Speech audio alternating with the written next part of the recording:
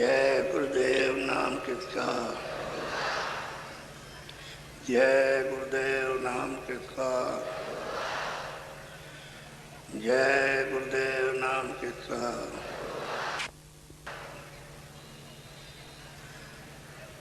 अब आप एक प्रार्थना करो, पहले मैं बोलूंगा उसके बाद आप।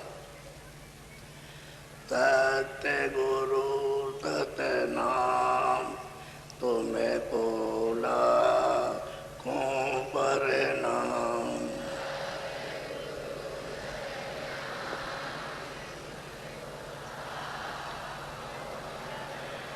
सत्य गुरु सत्य नाम तुम्हें बोला कौन पर नाम।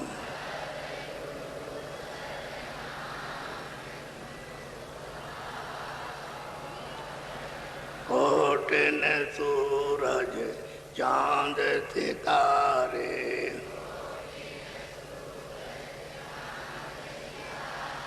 कोटिन सूरज चांद सितारे में करें उजारे।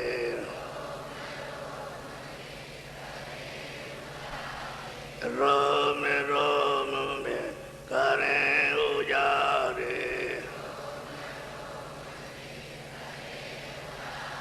सत्य पुरुष करतार तुम्हें खोला कौन पर नाम।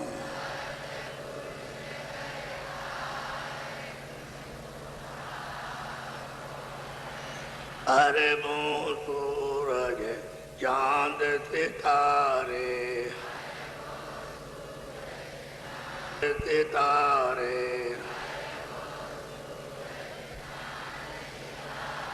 रोम रोम में करे उजारे, करे उजारे।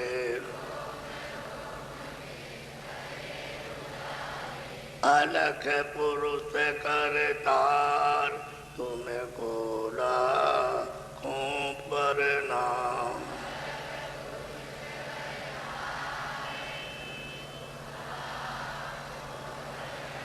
खरबों सूरज चांद सितारे,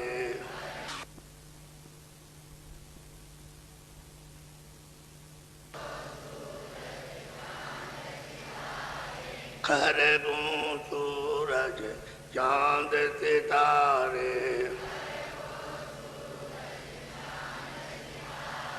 रोम रोम में करे उजारे।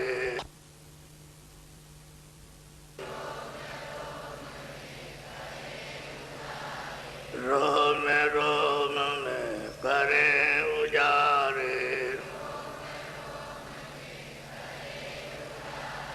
अगम पुरुष करतार तुम्हें खोला कौन पर नाम।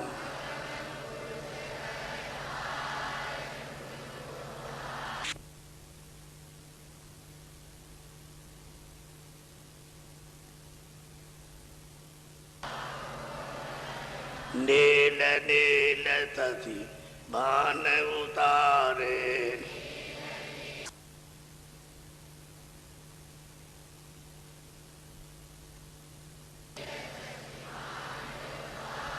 नील नील शशि बान उतारे। रोम रोम में करे उजारे।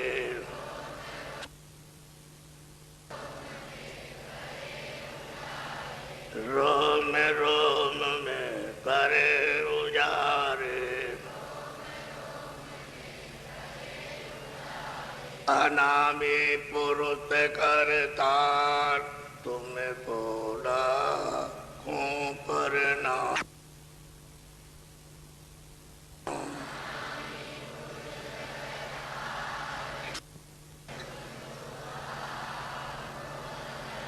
अनामी पुरुष करतार तुम्हें खोला कौन पर नाम।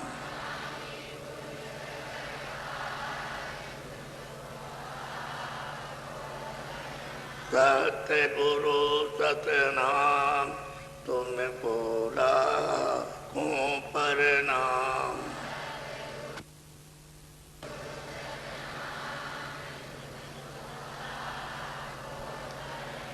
तुमको लाखों प्रणाम।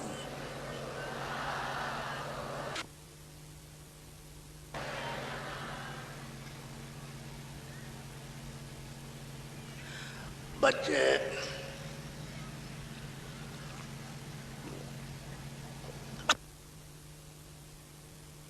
और बच्चियों, ये बड़े ही सौभाग्य से नर नारियों को सबको यह अवसर मिला।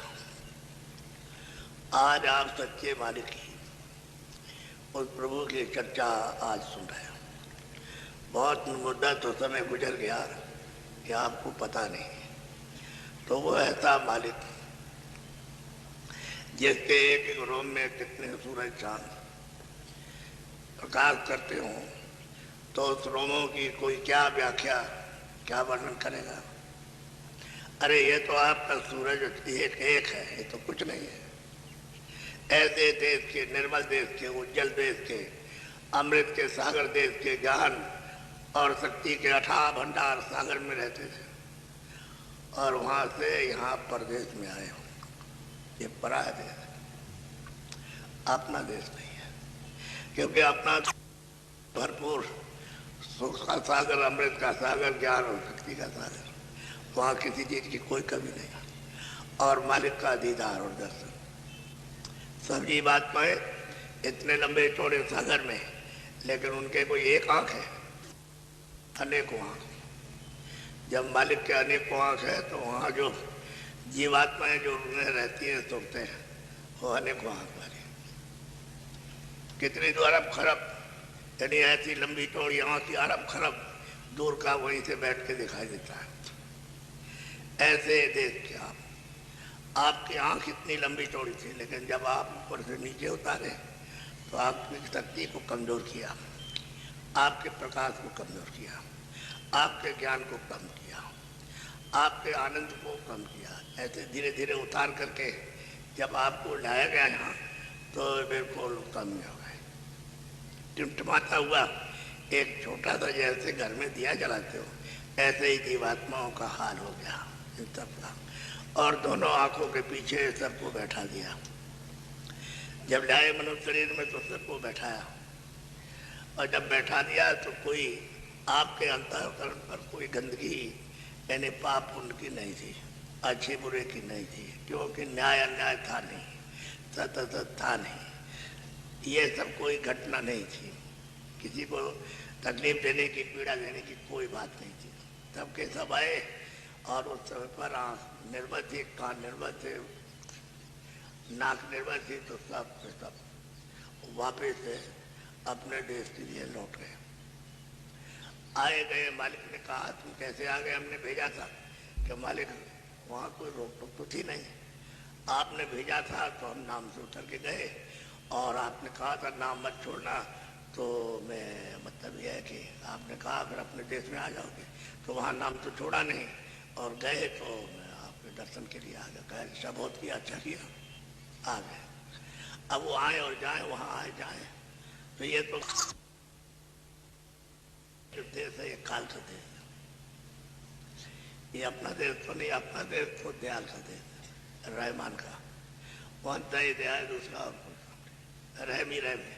और काल के देश में रहम नहीं है, यहाँ दया नहीं। तो आप काल के देश में आए, तो काल कब से आया? पहले तो सभी दयालु थे। ये जितने भी ऊपर से आए थे, ईश्वर और ब्रह्म और पार ब्रह्म, ये 16 बच्चे जो मालिक ने भेजे थे, तब तो सब दयालु थे।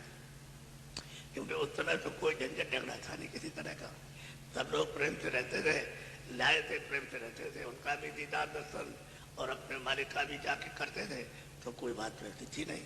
लेकिन वो इनको मालूम नहीं था, तो ये सब वापस हो गए।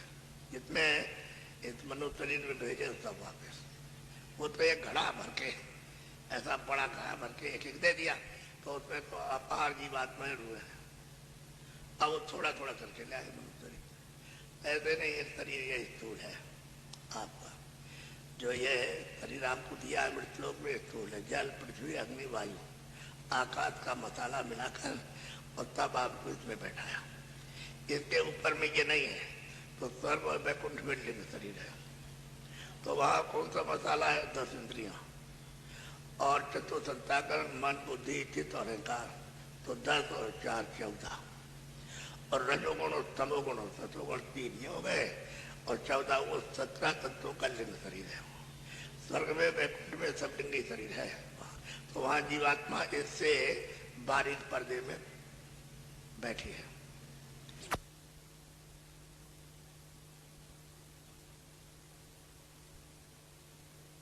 और वो लिंग शरीर में वहाँ उसका कार्य हो रहा, क्योंकि वो तो मतलब यह है कि लिंग शरीर है, स्थूल नहीं है।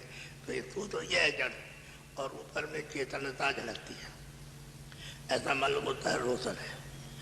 और आनंद मालूम होता है, सुंदर। देखो उतना नहीं, सुगंधी भी बहुत है। स्वर्ग की वैकुंठ की सुगंधी, एक सुई की नोक यानी बोर करके उसमें से ले आओ और इस सागर में डाल दो, तो सब खारा पानी बदल के सब सुगंधित हो जाएगा। इतनी वहाँ सुगंधी है। तो इस शरीर में तो रखा आपके लिए भोजन, ये जड़ शरीर था, खाना पीना अनाज सब्जी फल दूध के ये सब कुछ, इससे इसको रख सकते हो आप। अगर नहीं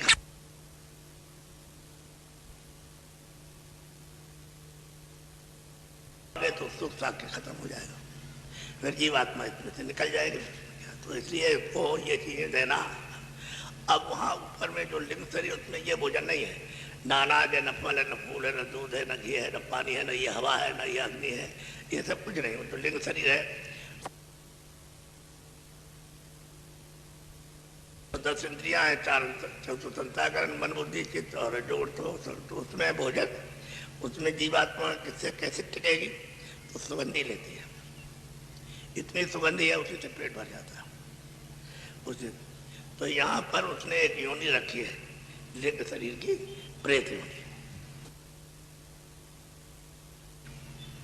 यहाँ रखी है, यहाँ मृतलोक में। तो जैसे कोई मृतलोक है, पानी में डूब गया, कोई मारा गया, आपने मार दिया उसको, मार दिया उसको, तो ये सब के सब पहले प्रेत योनि में जाएंगे। तो जितनी आयु उनकी बाकी वालों के, आज उसकी 20 वर्ष उम्र है, आपने किसी को मार दिया, और 50 वर्ष की उम्र थी, तो 20 वर्ष में आपने मारा, तो 30 वर्ष में चोरी में रहेगा। ये सब का हाल है। किसी पशु को मारो, पंछी को मारो, किसी जानवर को या जल के जीवों किसी को भी मारिए, तो जितनी बाकी उनकी उम्र है, जैसे मतलब ये है 15 साल हो गए, अभी 5 साल, तो 5 साल प्रेत योनि सबको रहना।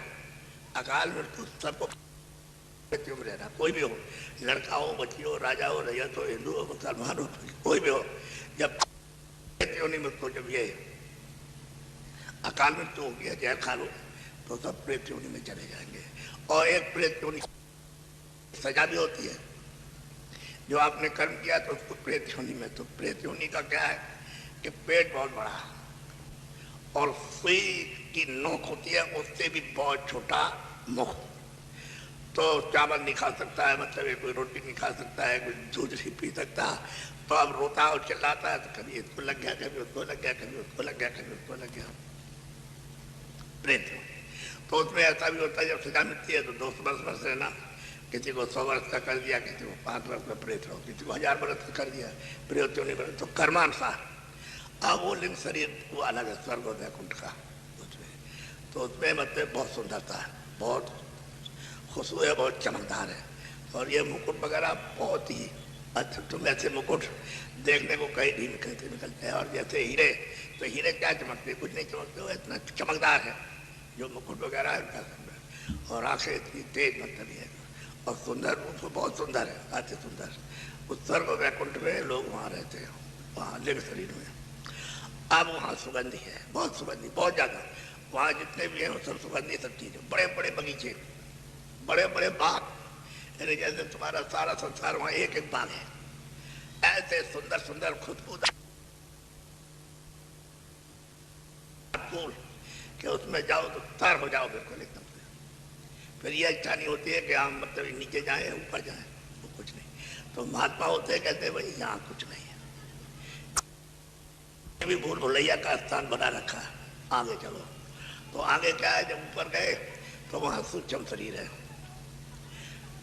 मन बुद्धि चित्त और अहंकार चार तो जो गए, और शब्द स्पर्श रूप रसगंध पांच, ये तो 9 तत्वों का शरीर है, वो सूक्ष्म शरीर है, उसको सूक्ष्म ही कहते हैं। तो उसमें ये सुगंधी तो बहुत है, यानी स्वर्ग और वैकुंठ में कुछ सुगंधी नहीं, वहां तो बहुत सुगंधी, लेकिन भोजन सुगंधी का नहीं है।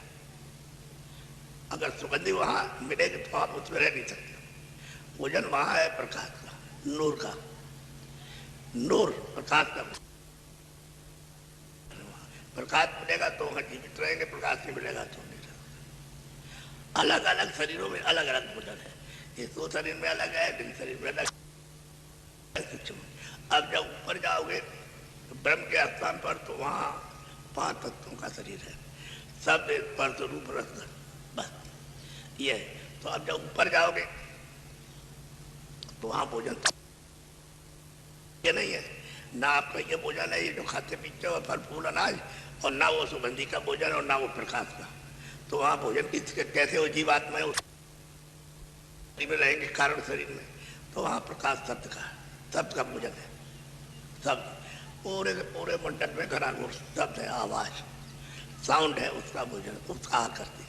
और जब उसके पार उतर जाए तो शरीर स्वयं जीवात्मा ये रूप जो है, स्वयं ये सोल है, स्वयं ही मतलब ये है कि ये शब्द का रूप है, स्वयं दूसरों को खुराक देती है। तो देखिए मतलब ये किस तरह से उसकी सब चीज को कम किया कि ला करके ऊपर से और धीरे धीरे करके प्रकाश और ज्ञान और मतलब ये है कि इस शक्ति को इसको कम किया, तब तो यहाँ रह सकती है। अगर कम करे वो रहे तो इसमें प्रकाश बहुत है। इसमें प्रकाश जब तक ये ईश्वर के स्थान पर और ऊपर रहती है, उससे ज्यादा तो इसी में प्रकाश है जो दोनों आंखों के पीछे बैठी है। वो तो शरीरों में बंद करके कारण शरीर में उसके प्रकाश को, उसके ज्ञान को और उसकी शक्ति को कम किया, तब जाकर के उस शरीर में बैठा सकते, ऐसे नहीं। और मतलब ये जब नीचे उतारा तो नहीं का बंद करेंगे तो फिर बैठ नहीं सकती वो तो शक्ति को। जब तो फिर उन्होंने दिया सूक्ष्म शरीर, तो उसमें उसको उसके प्रकाश को कम कर दिया, शक्ति ज्ञान को कम कर, सब चीज को कम किया है। अब नीचे ले आए लिंग लोक में, तो उसमें करके उसमें कम कर दिया। हम मृत्यु लोग ले आए तो एक जर्रा, उसके लाख टुकड़े कर दो, उससे भी छोटी है ये जीवात्मा, ये रूप, ये सूरत जो तुम्हारे दोनों आंखें पूछे बैठे। इसलिए वो कोई एक्सरे में भी नहीं आ सकती, कोई किसी तरह फोटो में नहीं आ सकती, वो इतनी छोटी है। लेकिन संतों महात्माओं ने इसको बरामद कर लिया, इसको जान लिया कि कितनी छोटी और कहाँ पर बैठी है और कैसे निकाली जा सकती है, कैसे वापस लौट करके अपनी शक्ति को धारण करें, उनको मालूम है। तो असली बात तो यह है कि आप जहाँ आए हो तो परदेश है, और ये सब तपस्या करते हैं मालिक से, तब किया है, आराधना की है, तो मालिक खुश हो गया तो उससे मांग करके आपको ले आए। मसाला तो मालिक की मौज मर्जी थी, उन्होंने पहले उतार दिया, लोक और मंडल तो उन्होंने पहले से बना दिया, लेकिन यहाँ कोई रचना नहीं थी। खाली खाका बना हुआ था, खड़ा खड़ा खाली अंधेरा था, धुंधुकार, इसमें कुछ नहीं था, कोई प्रकाश नहीं था, बिल्कुल जैसे कमरा बना दो और उसमें कोई लाइट है कोई मतलब तो अंधेरा रहेगा, जिनको भी अंधेरा रात को भी अंधेरा, तो धुंधुकार था। धुंधुकार का मतलब है बिल्कुल मतलब अंधेरा, और न कोई सूरज था, न कोई चांद, न कोई तारे थे। यह तो सब बना के खाका था। बाद में उन्होंने 16 बच्चों को भेजा, तो उन्होंने भेज दिया, तो उन्होंने उनकी तपस्या की अपने अपने स्थान पर कि भाई हमने लोग बहुत से लोग बना दिए, मंडल बना दिए, अनंतों ब्रह्मांड बनाए, तुम जाओ देखो जा करके। तो इनको सबको मालूम हो गया कि हमको देश निकाला कर देंगे। बात ये वहाँ तो सबको बोध है, वहाँ तो सब चीज का कारण है, मालिक की क्या इच्छा हो रही है, मालिक क्या चाहता है, तो वहाँ तो है कि बनाया इसीलिए कि कोई नया विस्तार करना चाहते हैं, तब ऐसा इनको भेज दिया नीचे। अब उन्होंने भेजा तो मतलब ये, लेकिन वापस जाने के लिए कोई आधार नहीं रखा, नीचे उतार दिया, आप ऊपर नहीं जा सकते, बिल्कुल एकदम से अलग दिया। उस देश में जा ही नहीं सकते, तो ईश्वर भी नहीं जा सकता, और ब्रह्म भी नहीं जा सकते, और पार ब्रह्म भी नहीं जा सकते, और मतलब जो 16 के 16 उनमें से कोई नहीं जा सकता। आपके लिए जब उन्होंने दान में दिया तो आपको सुविधा रखी कि तुम हम उतारते हैं तो नाम को मत छोड़ना, वहां नीचे जब जाना तो नाम पकड़े रहना।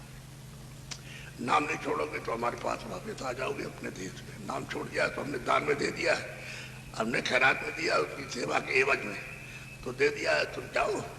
और अब तो हम दे चुके हैं तुमको, तो हमने उसके लिए रास्ता रखा है। ऐसा नहीं है, तो उनको समझा दिया कि भाई इनको तकलीफ मत देना, आराम से रखना। तो तब तो कोई तकलीफ नहीं थी, जब ले आए थे तो बहुत समय था, कितने युग और कल बीत गए तो कोई तकलीफ नहीं थी, क्योंकि सब वापस आते थे, जाते थे, आते थे, जाते थे। समय पूरा हुआ तो वापस चले गए अपने देश में, अपने घर। तो वो तो मतलब ये अथाह सागर है, ये तो अथाह सागर नहीं है, ये तो बहुत सागर है। और सागर उसको कहते हैं जन्मना मरना, जन्मना मरना, जन्मना मरना, बत्ती है। यहाँ तो ये बहुत सागर है। वो आपका देश मतलब ये है कि वो तो इससे परे, वो तो अखंड सागर है, अथाई अचल है, कभी चलता फिरता नहीं आता है। तो आपने उस देश को छोड़ा, यहाँ आ गए। अब आपको ये पता चला कि हाँ कोई देश है हमारा, रास्ता। तो रास्ता तो उनसे मिलेगा जो जानते रास्ता। तो पहले तो सब जानते थे, जितनी जीवात्माएं मनुष्य शरीर में आई थे सब रास्ता जानते थे, सबके आँख खुली थी, सबके कान खुले थे, और सबके नाक। कोई रास्ता बताने जो तो खुले था, सब आए थे आँख खुल के। आप आँख खुली आए और कान खुले आए और नाक खुले आए। और जब यहाँ बैठे तो कोई आपके ऊपर गंदगी नहीं थी, तो आपको तो दिखाई देता। जलम में गर्म में, गर्म में आँख खुली थी तो सब आप देखते थे माँ के घर में। और वहाँ सब सुनते थे, सब आवाज़ सब सुनते थे, देवबाड़ी सब सुनते थे, उसकी आकाशवाणी सब सुनते थे सब। और जब बाहर आए तब तो फिर कोई बात ही नहीं, सज्जुग जोगी सब ज्ञानी सबके सब। यदि उस आवाज़ को पकड़ के चढ़ गए, आँख खुली से देखते जा रहे हो, तो पकड़ के चढ़ते जा रहे हो। और सुगंधी लेते जाते हो, सुगंधी तो ऊपर में बहुत है, लेकिन सबका अलग अलग शरीर में भोजन है। हाँ, तो मतलब चढ़ के लौट गया। अब समय पूरा हुआ, सब लौट गया। सब जितने भी आए थे मनुष्य में, कोई बच्चा बच्ची यहाँ बचा नहीं, सब गए थे। और खिपड़ाए तो भंडार दिया था एक घड़े में, एक घड़े में अथाह भंडार था जीवात्माओं का, रूहों का, तो उसको दान में दिया, सबको दिया एक एक घड़ा। अब उन्होंने कहा कि अच्छा हम दूसरी खेप ले आते हैं, तो मनुष्य शरीर में फिर ले आए।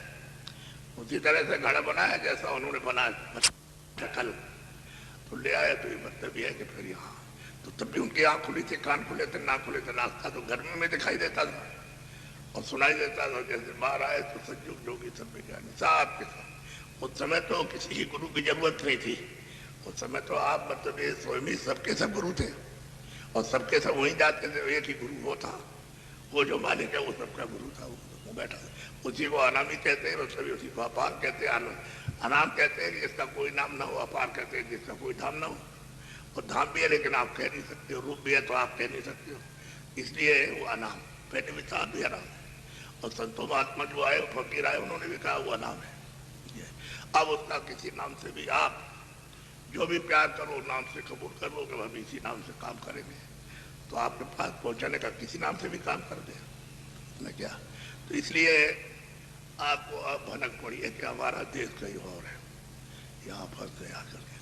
तो यहाँ फंसे जब तमाम चले गए, अरे इतनी जीवात्माएं मनुष्य शरीर में आके वापस लौट गई अपने देश में, अपने अपने मतलब ये वतन में। ये कागजों पर उसकी गिनती नहीं है। तब इनको ये चिंता हुई कि भाई ये तो हम मांग के आए थे, मालिक ने हमको खुशी में दे दिया था, और कहा कि इनको तकलीफ मत देना, तो मैंने तो कोई तकलीफ दी नहीं इनको। और ये वापस जा रहे तो अब तो आ नहीं रहे उनमें से कोई, तो चले गए। जब तक समय रहा तब तक तो पूरा किया है, और समय पूरा हुआ तो चले गए, अब लौट के नहीं आए। तो इतनी जब निकल गई ये सब, तो ये सब चली जाएंगे तो हम राजनीति करेंगे। सबसे बड़ी फिक्र ये और ये चिंता हुई। इन्होंने ये सोचा कि अब ऐसा किया जाए कि इनको रोकने का प्रबंध करो।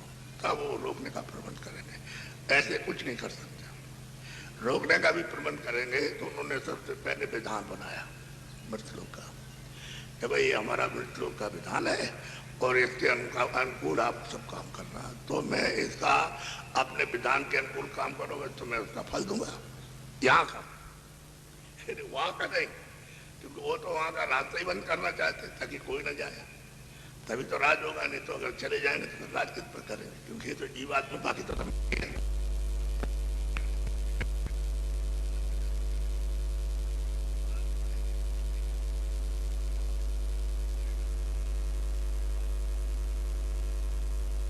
अब जो बनाया उसको मैंने कल आप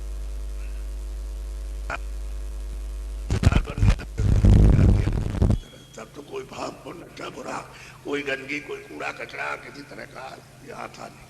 अंतःकरण आप विधान बना दिया और आपको स्वेच्छा आकार दे दिया, अपनी अपनी इच्छा जो चाहो कर दो। तो मृत लोग का कर्म है ये शारीरिक, तो कहा कि भाई बुरा है या अच्छा है, ये सत्य है, ये सत्य है, न्याय अन्याय, जो कुछ भी करोगे मृत लोग का कर्म है। तो यहाँ विधान के अनुसार जो कर्म करोगे तुमको उसका हिसाब किताब देना पड़ेगा, लिखा पड़ी भाई तुमने कितना कर्म अच्छा किया, कितना बुरा किया, तो उसकी पर मैं सजा दूंगा। तभी तो कहते हैं काल रूप में सबका भाई हूं मैं, किसी का दोष दुष्पन्न नहीं, सुबह सुबह कर्मों का फल देता हूँ। तो आप आज भनक पड़ी आपको कि भाई हमारा घर वहां तो यहाँ पड़े हुए, तो आप कैद खाने पड़े हो, ये जेल खाना है, ये मनुष्य शरीर भी जेल खाना है इसमें। लेकिन इसमें आपको आजादी ये दी है कि तुम चाहोगे जीवात्मा दोनों आंखों के पीछे बैठी है तो इसको जगह करके ले जाओ, हम नहीं रोकेंगे। उन्होंने कहा आप नहीं रोकेंगे, हम रोकेंगे तब तो हमारे ऊपर मालिक नाराज हो जाएगा, हम रोकेंगे नहीं। लेकिन हमारे देश का जो नियम है उसका अधिकार आपको दे दिया, उसके खिलाफ आप काम करोगे तो फिर ये आपके लिए बंधन होगा, वही पाप पुण्य अच्छा बुरा। तो ये आपका अंतःकरण है, ऊपर शरीर के नाक के ऊपर में अंतःकरण, शरीर के अंदर नहीं, न नाक में, न आँख में, न कान में, न मुंह में, न इधर है, न कहीं, न गुदे में नहीं है, इंद्रिय में नहीं, द्वार में, ये ऊपर है, आकाश के ऊपर है अंतःकरण। तो ये आकाश तो मतलब ये है कि दो आंखों का है, और जीवात्मा आकाश के ऊपर बैठी है, यदि नाक के पर बैठी है, शरीर में नहीं, शरीर में तो है ही नहीं, ये शरीर में वो नाके में बैठी हुई बनती है। अब उसके साथ मन है, बुद्धि है, चित्त और अहंकार है, ये सब चीजें उसको दे रखी है। तो ये बनते और उसी के चारों तरफ मन को, बुद्धि को, चित्त को, अहंकार को बैठा दिया कि घेराघरी करते रहना। तो इधर से बैठे तो चारों तरफ घेरे हुए हैं, तो ये इधर उधर का पर्दा इकट्ठा करके यहाँ चढ़ाते हैं। इधर देखो, यहाँ ऊपर में लाते हैं, जो भी कर्म करेंगे अच्छा बुरा तो ये करेंगे, पर्दा यहाँ जमा करेंगे, चढ़ाएंगे, पाप है पुण्य है, हिंसा है और अहिंसा जो कुछ का, ये सब चढ़ता गया तो अब रास्ता आपका और अंधेरा हो गया, आपका नाम छूट गया, आँख बंद हो गई, कान बंद हो गए, नाक तो बंदी आप ले नहीं पाते हो। और ये है तो अब ये है कि अल्प क्षणिक, अल्प मतलब है क्षणिक चीज आपको मिलती है, क्षणिक स्वाद, क्षणिक आँख से देखना, सुगंध, क्षणिक जो कुछ भी है सब क्षणिक है, क्योंकि वो तो धार छूट गई, उससे तो अलग संबंध टूट गया, अब वो है नहीं। तो जिससे सब खुराक मिलती थी वो तो अमृत भी पीने को मिलता था उसी से, तभी तो आपका काम था। तो अस्थायी चीज थी वो, अस्थायी ज्ञान था, अस्थायी आनंद था, अस्थायी प्रकाश था, सब कुछ अस्थायी था, लेकिन छूट गया, आप बारे बारे फिरते हो, बस ये भटक गए। अब भटकने के कारण जो भी मिला उसने और भटका दिया, और वो मिला तो उसने भटका दिया, वो मिला तो उसने भटका दिया, वो मिला, जितने मिले अंधे उन्होंने सब जगह आपको भटका दिया। तुम पूरे में जाओ तो वहाँ दौड़ते रहो कि वहाँ भगवान है, उसका दर्शन करो, वहाँ नहीं है तो उसने कहा नहीं वो पश्चिम में मिलेगा, दरवाजे को तो वहाँ कहाँ मिलेगा, वहाँ तो दरवाजे नहीं, वो तो चीज जड़ है। अगर इस शरीर से जीवात्मा निकाल दी जाए तो ये तो जड़ है, ये पता हुआ पेट पे कहाँ है, इसमें तो मिलेगा तो चीज जड़ है। तो क्या पहाड़ भी जड़ है और पानी भी जड़ है, सब चीजें जड़ है, तो उसमें तो मिलने वाला नहीं हो। तो इधर है चेतन, तो यहाँ बैठा हुआ, उसमें तो आँख इधर है, कान भी इधर है, आप इधर में अपनी चीज को खोलो, आँख और कान को, तो नूर नूर नूर यानी प्रकाश का मतलब भंडार आपको मिलने लगे। तो वो तो आपने मतलब ये किसी से पूछा भी नहीं और अब इसमें फंस गया कर। अब ये लेन देन है कर्मों का, उसने तुमको दिया और उसने दिया, उसको दिया, उसने दिया, तुमने उससे बेईमानी की, उससे किया तो उसको तो दुखा हो गया, उसको तकलीफ हो गई तो उसको मार दिया, तुमने उसको मार दिया, वो उसको मार रहा, इस तरह से लेन देन एक दूसरे का कर्म कर जा। अब ये सब लेना है, तो लेने देने का तो वो हिसाब करने वाला है, वो वहाँ हिसाब करेगा जो आपका लिखा पढ़ा सब कुछ, और वहाँ जो छपा हुआ, वहाँ जो न्यायाधीश है वो हिसाब करेगा कि तुमने उसको कितना किया, उधर कितना किया, वो मतलब सजा देगा। आपने तो लेन देन को सब चढ़ा दिया अपने ऊपर में, तो आज देव देव देव देव ये होगा, तो देव तो लोग यही है, इसी को भोगने के लिए तो आपको योजना बनाई कि चलो तुम्हारा वहाँ वसूल करेंगे, चारों खानों में पशु पक्षियों मार करके और तुमको ठीक करेंगे, वहाँ लेंगे अपना। अस्थि है तो आप तो इस भेद को जानते नहीं, सीधा रास्ता था मनुष्य मंदिर में। यहाँ से किसी को पूछते कि भाई मालिक के पास, गुरु के पास, तो कोई जानकार नहीं जाता। आपने पूछना बंद कर दिया। तीर्थों का मतलब यही था कि वहां जाओ, किसी महात्मा की खोज करो, अगर मिल जाए उनका तो उनके पास जो चीज है वो तो कहेगा ही, अगर उनके पास नहीं है तो कुछ नहीं कहेगा। जिसके पास जो चीज हो तो बताएगा कि हमारे पास हीरा है, किसी को लेना है ले जाओ, समझ गया, और हमारे पास सोना है तो जिसको चाहिए ले जाओ। अब जिसकी दुकान में नहीं होगा वो क्या कहेगा, तो कहेगा हमारे यहाँ अनाज है, हमारे यहाँ एक कपड़ा बिकता है। तो मतलब ये अब आपकी तो चॉइस नहीं है, यानी उसकी इच्छा नहीं है आपकी। अगर आप किसी से आते हैं भाई हम अपना आत्म ज्ञान आत्म कल्याण चाहते हैं, प्रभु का दर्शन तो खुद करते कोई मिल जाता, वो तो आपने बंद कर दिया। आप ऐसे ही भटका खाते रहे, उम्र खत्म हुई, बल पर खत्म हो गया शरीर, अब ये पुराना हो गया शरीर और मसाला ऐसा पुराना। अब आपके घर में बच्चे कहते हैं मर जाए किसी तरह, ये मर जाए तो बहुत अच्छा हो। मैं आपको एक बात बताऊं, एक बहुत बड़े सेठ थे, उनकी देवी जी थी, उनके 4 बच्चे थे। तो सेठ जी अचानक में मतलब ये है कि जब समय आया तो चल दिए, अब किसी को मालूम थोड़ी कब जाएंगे उनको ही नहीं मालूम, तो चल दिए, लेकिन धन खूब छोड़ के गए। तो देवी के पास मतलब ये है कि वो सब खजाना था, तो लड़कों को उसने खूब घोटा कि देखो बच्चे अब तुमको किसी तरह से तकलीफ रहे कि पिताजी रह गए और हम तुमको दिए देते, तो उनको बांट दिया, खूब अपना कारोबार करने लगे। अब लड़कों ने आपस में बात की कि ये बुढ़िया है तो मतलब ये किस लिए रखे हुए, जिसमें जो कुछ हो हम लोगों को दे दे। अब लड़कों ने आपस में बात की कि ये बुढ़िया है तो मतलब ये किस लिए रखे हुए, जिसमें जो कुछ हो हम लोगों को दे दे। अब उनको ये हुआ कि क्यों रखे, अरे भाई तुम्हारे पास तो बहुत है, उसने इतना बांटा है कि तुम रख नहीं सकते, फिर कारोबार करो उससे मतलब अपना। लेकिन उनको यह होगा क्यों रखे हुए, वो हमको दे देते। अच्छा, घर में जो और लोग आए जैसे बहुएं आई, उन्होंने कोई सलाह दी होगी कि ले लो बुढ़िया से, जो ऐसे बर्तन में रखे हुए ऐसे, अरे भाई तुम्हारे पास कमी हो तब तो ठीक है, लेकिन कभी कुछ नहीं है जबरदस्ती। तो बुढ़िया की उम्र हो गई करीब 80 से ऊपर, वो बीमार पड़ी। तो लड़कों ने सोचा कि बुढ़िया मर जाए तो ठीक रहेगा, तो हम लेंगे। अब वो वैद्य दिखाया, उसने दवा दे दी तो बुढ़िया ठीक हो गई, अच्छी हो गई। तो लड़के अफसोस करने लगे कि अगर तब वैद्य न बुलाते और दवा न देता तो बुढ़िया मर जाती। अब क्या करें, बुढ़िया अच्छी हो गई तो मरेगी नहीं, मर जाती है, अच्छा मतलब ये तो। अब वो कुछ समय के बाद फिर वो बुढ़िया बीमार पड़ी, तो लड़कों ने उनकी दवा नहीं की, न किसी वैद्य को बुलाया, तो बुढ़िया अचेत हो गई। तो लड़कों ने सोचा ये मौका बहुत अच्छा है, ऐसा मौका कभी आया नहीं, क्योंकि अचेत हो गई तो होती नहीं रहा।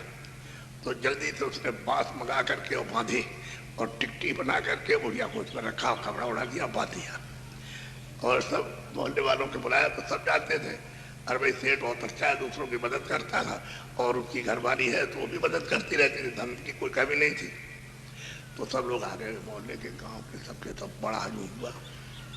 तो लड़कों ने चारों ने कहा कि जो हम बोलेंगे उठाते समय वही तुम लोग सब बोलना।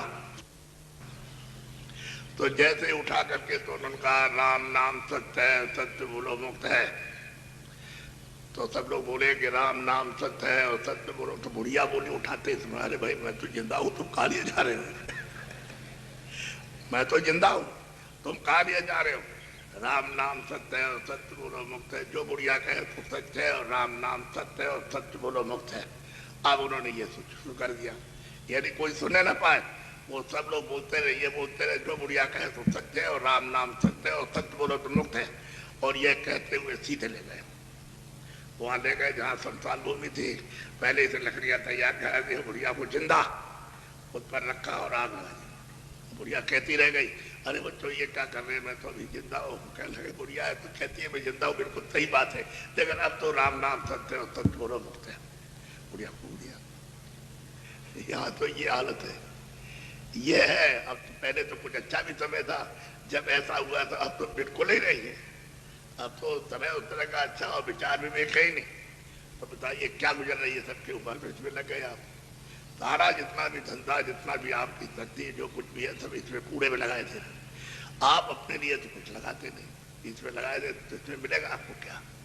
अरे सब इकट्ठा किया तुमने, बहुत मेहनत से तुमने अपनी जीवात्मा के लिए तो कुछ इकट्ठा किया नहीं है शरीर के लिए। ये तो कूड़ा शरीर ही कूड़ा। इसमें से जब जीवात्मा निकाल दी तो तुरंत आप कहते हो 5 मिनट में जल्दी करो। अब ये यहाँ क्या इसकी जरूरत है? अब इस पर कपड़ा डालो तो बस कह लेगा देखा अब हमको डर लगता है। घर वाले कहते हैं कि कपड़ा डालो और उसको दिखाने क्या जरूरत, ले जाओ इसको। और कपड़ा डाल के ले गए। आप करिए सोचो तो कूड़ा है ये, इसको घर में रख सकते नहीं हो।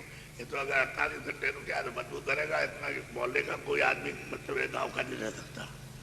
तो आपने अपना रसम बना दिया, ले गया। अब वो जो कुछ भी कूड़ा इकट्ठा किया वो तेरे साथ गया, वो तो पड़ा, वो पड़ा, वो कूड़ा ही है और क्या। अरे मिट्टी को इकट्ठा किया, चाहे सोना हो चाहे चांदी हो चाहे जवाहरात और कोई सब और कूड़ा ही है। ये तो तुम्हारे साथ, ये तो इसके लिए था, तो इसके लिए काम मिलो। कौन मरा गया? जब तक रहो तब तक इसके काम हो और पहले ही से उदास हो, पहले ही से तुम्हारा अभाव रहे कि भाई ये तो हमारा नहीं, दूसरे का, वो तो अपना दे देगा। और हम जिसमें बैठे हुए हैं वो भी उसका है, तो वो भी कहेगा हमारा ये दिया जाओ और ये हमारा सब यहाँ रख दो, इसको ले नहीं जा सकते, वो सब उतरवा लेगा। तो शरीर भी ले लेगा, सामान भी रखवा लेगा, और जो भी पहचानना सुनना समझना उसे रखवा लेगा। तो आपको ये सोचना ये कि मृत लोग है, ये मौत का स्थान है, यहाँ कोई रह नहीं सकता। चाहे राजा हो चाहे चक्रवर्ती हो चाहे और भी राजा हो, उससे क्या है, कितना भी धनी हो यहाँ नहीं रह सकता है। सब उसको यहाँ छोड़ करके तब यही चीज यही जाना। अब हम लोग ये सोचते हैं क्या लेके जाएंगे, लड़के को ले जाएंगे, लड़की को ले जाएंगे, स्त्री को ले जाएंगे, इसको ले जाएंगे, उसको धन दौलत को, मकान को, सोना चांदी जाने वाला कुछ लिए तुम्हारी भूल है। तो बाबा जी ये कहते हैं भाई आए थे तुम मनुष्य मंदिर में जिस्मानी बेइज्जत में खुदा के दीदार के लिए तुमको भेजा गया था। भाई अब की बार तुम मेहनत करके और अब की बार तुम अपनी आंख खोल करके और उसका दर्शन करो। पहले तो उनका दर्शन करो जिसने फंसाया, पहले तो वही मिलेगा। ईश्वर ही का पहले दर्शन होगा, ब्रह्मा विष्णु महादेव उनका ही दर्शन होगा, और उनके लोग का जहाँ रहते हैं उन्हीं का दर्शन, ब्रह्म का दर्शन और उनके लोग का दर्शन। तो पहले तो मालिक तो बहुत देर में मिलेगा, वो तो पता महात्मा बताएंगे कि भाई तुमको वहाँ जाना, वहाँ है मालिक, यहाँ कहीं नहीं है। ये तो तुमको फंसाने वाले ले आए, तुमको फंसा देंगे। इसलिए तो कहते हैं रास्ता ये इधर से चलो, अंदर और बाहर दोनों तरफ रास्ता बताएंगे, तब ये जीवात्मा अपने घर जा सकता है। ऐसे जाएगा इसी में पद करके और जुग उठा दे। कितने जुग बीत जाते हैं, उतने नरकों में और 84 में कोई मनुष्य नहीं मिलता है। कोई तो हमने कल एक बात कही, उस पर ध्यान देना चाहिए कि जितने बैठे इनको किसी को मनुष्य नहीं मिलेगा, किसी को भी। आप तो कहते हो कि भाई हमने पुण्य किया, हमने ये किया, लेकिन जब उसके कागज में निकले, उसके वो जो कैमरा फोटो छपती है, जो आपका छप रहा है कर्म अच्छा बुरा, वो सब उसमें तो कुछ निकलेगा नहीं। जब उसमें नहीं निकलेगा तो तुम्हारा तुमने पुण्य कैसे किया, तो कहेगा इसमें तो एक भी पुण्य नहीं है, यानी एक भी सब कर्म नहीं, एक भी नेक काम नहीं है, सब बदकार और ये सब पाप कर्म है। तो वहां तो ये, और तुम कहते हो हम पुण्य करते हैं, तो तुम अपनी समझ से करते हो जो कुछ करते हो। उसके यहाँ तो ये नहीं है, उसने तो बताया कि पुण्य ये है तो करो।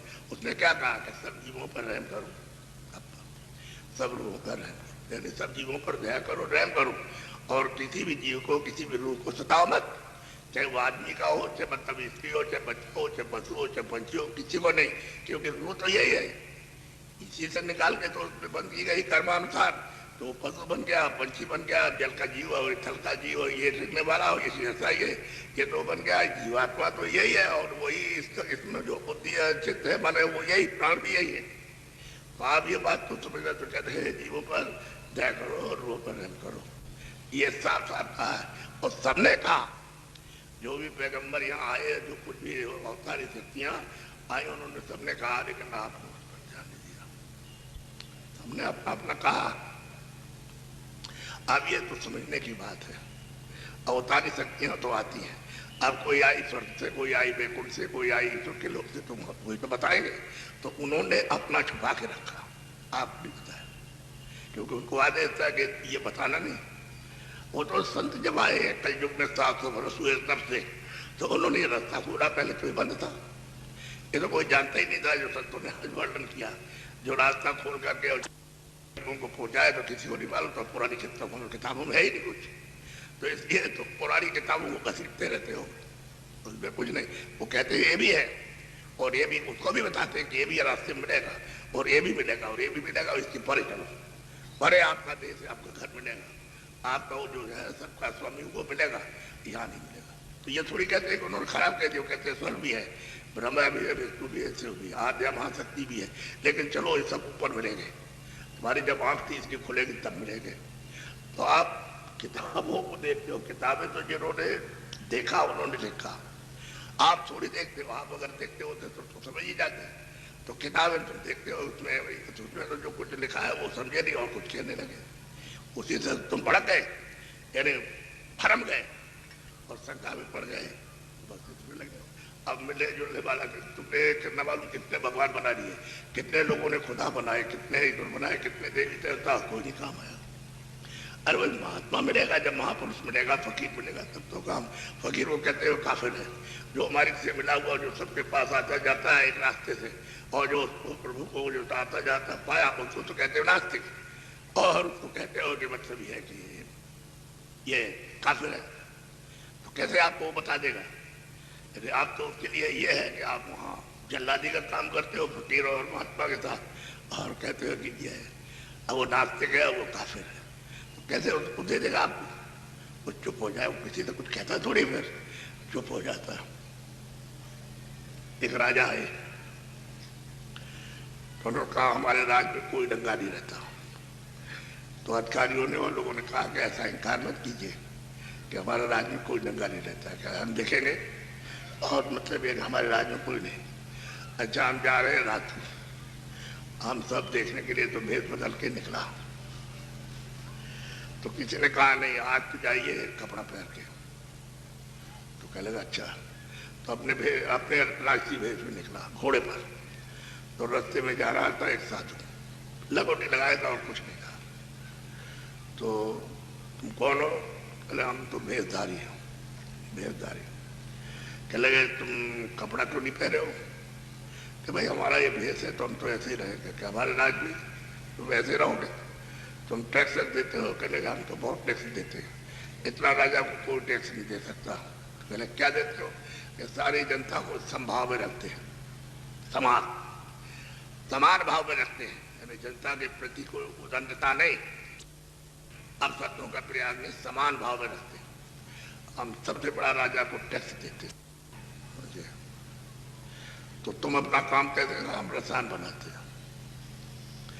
अब वो बोला कि रसान हमको सिखा दो। कह रहे अब तुमको नहीं सिखाएंगे, राजा को हम नहीं सिखा सकते, राजा को ये ठीक नहीं बताएंगे, वो नहीं बताए। कह रहे हम राजा हैं, आप कुछ भी हो क्या हमको रसान बता दिया, कुछ भी हो जाए। तब उसने कहा हम तुमको फांसी पे चढ़ा देंगे। कह चढ़ा दिया तो फांसी पे चढ़े हुए, और वो महात्मा थे जो मालिक से मिले हुए थे। हम तो रोजी पे फांसी पे चढ़ते, अब तो चढ़े तो अपनी फांसी से बचत कर ले। अब वो यहाँ से गया कि हमको नहीं बचते, तो वहाँ गया तो उसने कहा भाई हमने महात्मा मिले एक साधु, तो हमने उनसे पूछा, उन्होंने पूछा कि ये तुम पगड़ी क्यों बांधे? कह लगा हमारा राष्ट्रीय वेश तो हमारा ही वेश है। जब तू पगड़ी बांधे है तो कहता हमारा राष्ट्रीय वेश तो हमारा ये साधु का वेश है। ये वो कह के चला गया। तो वहाँ लोगों ने कहा कि ऐसा नहीं कहना चाहिए आपको, ये शब्द महात्मा के सामने नहीं कहना चाहिए कि ये तुमने आप शब्दों का प्रयोग किया। तो कह लगा अब क्या करें? कह लगे अगर तुमको कोई चीज़ सीखनी है तो वेश बदल के जाओ। तो कहना महाराज हम आपके पास रहकर कुछ सेवा करना चाहते हैं। तो लोगों ने बताया, तो कपड़े अपने बदल लिए और सादा भेष उससे बना लिया, और वहाँ गया और हाथ जोड़ के कहा, प्रणाम भी किया, हाथ जोड़ के कहा कि महाराज आपके पास रहूंगा, कुछ सेवा करूँ। राजा बोले रहो, बस वो वहाँ रह गया। सुबह होते ही उसको कुल्हाड़ी दी, कहते को ये कुल्हाड़ी ले जाओ और वहां जाकर के जंगल से लकड़ी काट के ले आओ, सूखी लाना, गीली नहीं। अब वहां जंगल में गया तो पेड़ पे चढ़ गया, कुल्हाड़ी काट रहा, लकड़ी काट रहा, तो काटते काटते छाले पड़ गए। अब वही पेड़ पर बैठ के जब छाले पड़ गए, उसने तो कभी काटा नहीं था, तो छाले पड़ गए तो वही रो रहा बैठ करके, छाले पड़ खैर काट के थोड़ी सी लकड़ी क्या आते ही लकड़ी डाली नहीं, तो उन्होंने कहा एक कढ़ाई जो है बनो। अब वो कढ़ाई मिट्टी और ये दे दिया, कहा मलो इसका ये सब गंदगी छुड़ा दो। अब वो रगड़े तो हाथ में छाले पड़े तो रोए बैठ करके। अब कैसे करें? अब रोए, खूब रोए अच्छी तरह से बैठ करके, लेकिन वो नहीं बोले, वो तो जानते थे, वो तो महात्मा को मालूम था ये कौन है, तो कुमारा फिर उसके बाद कहा कि जाओ ये लंगोटी है, कपड़ा धो जाओ, तो साबुन लग गया तो फूट गया, छाला पड़ गया तो फूट गया, तो साबुन लग गया, तो रोए बैठ करके खूब अच्छी तरह से। अब क्या किया जाए, तो 6 महीने तक बड़ी सेवा नहीं होती, बहुत दबा उन्होंने कुछ नहीं बताई, ये तुम जाने तुम्हारा काम जाने, सेवा करो, कहा हम सेवा करेंगे, सेवा करेंगे। करते करते सेवा तो महात्मा जी प्रसन्न हो गए, बोले क्या लगे अच्छा ठीक है, हम तुझसे बहुत खुश हो गए, आप रसायन बनाना सिखा देंगे, रसायन बनाना सिखा देंगे। तो रसायन बनाना सिखा दिया। अब वो जब सीख गया रसायन बनाना, तो जब वहां गया तो उसके बाद में भेष बदल करके कपड़े पहन के पगड़ी अगड़ी बांध करके घोड़े पे सवार होके आया। कहिए महात्मा जी हमने रसायन सीख लिया। अरे कहने गए राजा बन के, अरे लंगोटी धोई है, लकड़ी लाया है, बर्तन बने हैं, खाना बनाया है, चौका लगाया है, सब कुछ पानी दिया है, समझ गए, और तूने रो रो करके ये काम किया, हम तुमसे खुश हो गए, तो रसायन बना दिया। तब उसकी अकल आई कि बात तो बिल्कुल सही है। वो तो जानते थे कि राजा है, उनको तो मालूम था, ऐसा थोड़ी कि नहीं जानते थे। अब ये सब काम तो लंगोटी, तो कहने लगा अगर महात्मा से कुछ लेना है, कुछ चीज, तो सेवा बन जाओ, तो दे देगा आप, और नहीं सेवा करो तो राजा क्या चीज, चक्रवर्ती राजा, उसके साथ में धनवनी क्या, कुछ नहीं। तो उनके पास तो जो दौलत है किसी के पास नहीं, इसलिए उनसे श्रद्धा के साथ, प्रेम के साथ में, सद्भाव से, अपने सम्मान को रखते हुए, अपना सम्मान, कि हमको कोई जगह मिल जाए तो हमको सेवा भाव सम्मान से किया जाता है, ताकि वो आपके ऊपर प्रसन्न हो जाए, इसलिए किया जाता है कि भाई सेवा करते हैं तो आदर की दृष्टि से देखते, बड़ा शिक्षा प्रेमी है, सब अच्छा है। इसी तरह से आप की ध्यान में रखो, और मतलब सेवा करते जो वो महापुरुषों के पास धीरे से प्यार से ले लो, तो प्यार बहुत बड़ी चीज है। तो हर चीज में एक बात आपको ऐसी बताऊंगा जो आपको आश्चर्य होगा। एक आदमी, उसने पहले छोटा काम करता था, फिर बड़ा दुकान की, फिर उसने अच्छे पैसे कमा लिए, तो गांव में 5 मंजिल का मकान बनाया। वो सेठ बोला जा रहा कि भाई बड़ा सेठ है। एक महात्मा जी उधर से जा रहे थे, तो अपने मकान के सामने ऐसे खड़े होकर के ऊपर नीचे देखता, तो बहुत हंसता था, बहुत हंसता था। जब बगल से महात्मा जी निकले तो उनका क्या क्या देख के हंस रहे, कहने मैं अपना मकान देख के हंस रहे, कहने का ये कूड़ा कचरा है, ये मनुष्य मंदिर उसने दिया आलिशान, अरे इस पे बैठ करके तू अपने काम को करो, उस मंदिर उस महल में चल। तो उसने कहा क्या कहा, तुम्हारे ऐसे महात्माओं को मैं जेब में डाले रहता हूँ, जेब में। तो कुछ नहीं बोले, हो तो उनकी बात सुन करके, हो तो कुछ नहीं सुनना, वो तो पूरे महात्मा से चले गए। तो 6 महीने उधर रहे। अब उधर से फिर उसी रास्ते से जाना हुआ। उन्होंने पूछा कि भाई गांव के, इधर एक गांव में बहुत बड़ा मकान था, तो क्या हम उधर से छूट गया रास्ता किधर से? कह लगे नहीं महाराज, यही रास्ता आगे बढ़ेगा आपको गाँव। तो जो मकान दूर से दिखाई देते वो कह लगे जलजला आया, गिर गया, यानी भूकंप आया तो सब नीचे खत्म हो गया। अब वो जा रहे थे, जब मकान के सामने से निकले, रास्ता तो वही था, तो बैठे रो रहा, मनुआ के देख करके रो रहा था। और जब महात्मा जी पहुंचे, अरे भाई तो इस कूड़े को देख के रो रहा, और हमने नहीं कहा था कि भाई ये कूड़ा है, इसके देखो क्यों हंसता है, ये कूड़े को देख के हम रोता है? अरे मनुष्य मंदिर दिया है, अभी ये जाने वाला है, तो इसमें कुछ कर दे, समझ गए, नहीं तो ये कूड़ा है, तभी पड़ा रह गया, तेरा देखा नहीं, अब रो रहा उसके लिए। तब उसको ये आया तो उठ के खड़ा हो गया, रोना बंद कर दिया। और महात्मा जी गए तो पीछे पीछे वहां खड़े हो गए गांव के बाहर, तो 2 बात समझाए, और फिर चल दिया, तो उनके पीछे पीछे पीछे पीछे, फिर 2 बात आगे खड़े होकर समझाए, तो फिर पीछे पीछे पीछे पीछे। अब उनको छोड़े नहीं, और जब उनकी कुटी में पहुंचा जंगल में, तो वहां बैठ के रोए, अब रोए दिन रात, और कहे कि हमने बड़ा अपराध किया, हमने आपको कह दिया है कि तुम्हारे ऐसे साधु और महात्मा हमारी जेब में पड़े रहते हैं, हमने बड़ा अपराध किया, हम नहीं जानते थे, हमको नहीं मालूम था, हमको माफ कर दिए, हमारे ऊपर दया कर दिया। कुछ नहीं बोले, अच्छा ठीक है भाई तुम्हारी कोई बात नहीं है ऐसी, आप कहें कि हमको रास्ता बता दिया, हम तो भजन करेंगे, अब मैं और कुछ करेंगे। तब उसको रास्ता बताया तो मैं भजन करने लगा। तो देखिए जब तक उसकी मति यानी मतलब ये खराब थी तब तो ये कहता था आप मति महात्मा ने शुद्ध कर दी, वो जो वचन सुनाए वही तो शुद्धि के थे। तो वचन सुनने